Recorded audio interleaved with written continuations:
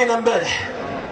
سبقنا مجموعة من الشباب واحنا جايين في الطريق مسيرة مليونية يقودها العلماء، علماء الازهر الشرفاء.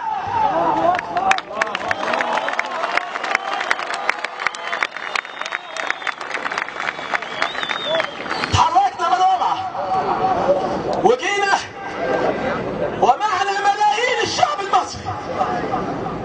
وعايز اقول لكم والله ان فيه ناس شافونا من البيوت والعمارات والشقق بدأوا يفوقوا، بدأوا يصحوا من السكرة اللي هم كانوا فيها ويقولوا الله ده في ناس محترمة اهي ماشية في الشارع.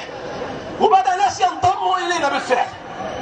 ولما وصلنا كان في تعامل عنيف بالذخيرة الحية في صدور إخواننا، رأيناهم بأعيننا وهم يسقطون ويموتون ويلقون الله شهداء.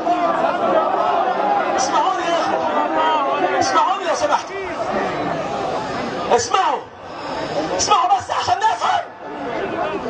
مش عايزين يندحك علينا، احنا مش معتدين، احنا مش بلطجية، احنا مش مجرمين، احنا جايين وشايلين المصاحف في ايد والكفن في ايد. ودخلنا عليهم واحنا بنكبر تكبير العيد، والتكبير يرج المكان، واسمعناهم التكبير. ومع ذلك رأيت بعيني راسي من لن تغيب صورته عن عيني لحظة، وهو يسمعني ويراني. ويوم القيامة همسكه من رقبته واقول له تعالى يا اللي قتلت اخواتي قدام عينيا. مش الشرفاء اللي واقفين دول، لا، اللي لابسين مموح دول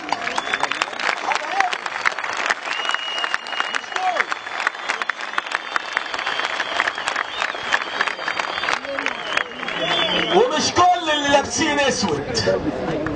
هو واحد شافني وشفته وهو بيضرب ذخيرة حية في صدور الناس، وشايف ان دي بطولة جاتك خابة، ده انت الى جهنم وبئس المصير.